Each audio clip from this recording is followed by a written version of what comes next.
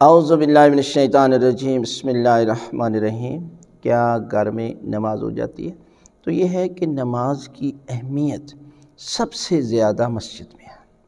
یعنی جب آپ مسجد میں نماز پڑھنے کے لیے جاتے ہیں اور بالخصوص جماعت کے ساتھ، تو معصوم فرماتے ہیں کہ جب انسان ایک ہی قدم اٹھاتا ہے تو پروردگار اس کے لاکھوں درجات بلند کرتا ہے، لاکھوں نیکیاں اس کے نامہ اعمال میں لکھ دیتا ہے اور لاکھوں گناہ معاف کر دیتا ہے۔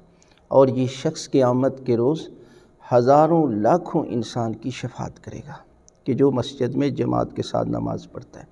اور مسجد کی بڑی اہمیت ہے کہ ایک شخص نے نابینا تھا، عرض کی یا رسول اللہ، آپ اتنے فضائل بیان کر رہے مسجد، کیا میں بھی مسجد میں آ کر نماز پڑھوں؟ اس لیے میں نابینا ہوں۔ تو اللہ کے رسول نے فرمایا آپ نے بھی مسجد میں آ کر نماز پڑھنی ہے۔ عرض کی یا رسول اللہ میں کیسے آ سکتا ہوں؟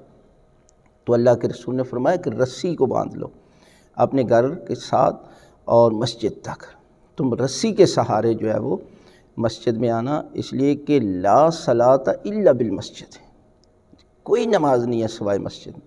یعنی اس میں اہمیت بتائی گئی ہے مسجد کی۔ اگر ہر انسان اپنے گھر میں نماز پڑھنا شروع کر دے گا تو پھر مسجد کا احترام، مسجد کی اہمیت، مسجد کے فضائل، نماز باجماعت کی فضیلت یہ کہاں چلی جائے گی؟ لہذا ہمارے ذہنوں میں اس کی اہمیت کم سے کم ہوتی جا رہی ہے۔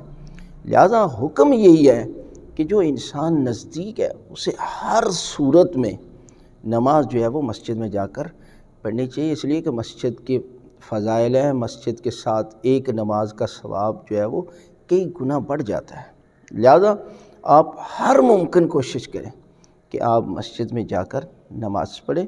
جو لوگ کسی جلدی میں ہیں وہ ایک دو دن کر سکتے ہیں، لیکن عادی نہ بنا لیں، اپنی عادت نہ بنا لیں کہ ساری زندگی جو ہے وہ آپ مسجد کے بجائے گھر میں نماز پڑھنا شروع کر دیں گے تو اس کا اثر آپ کے گھر پر بھی پڑے گا، آپ کی اولاد پر بھی اور آپ کی اپنی شخصیت پر بھی۔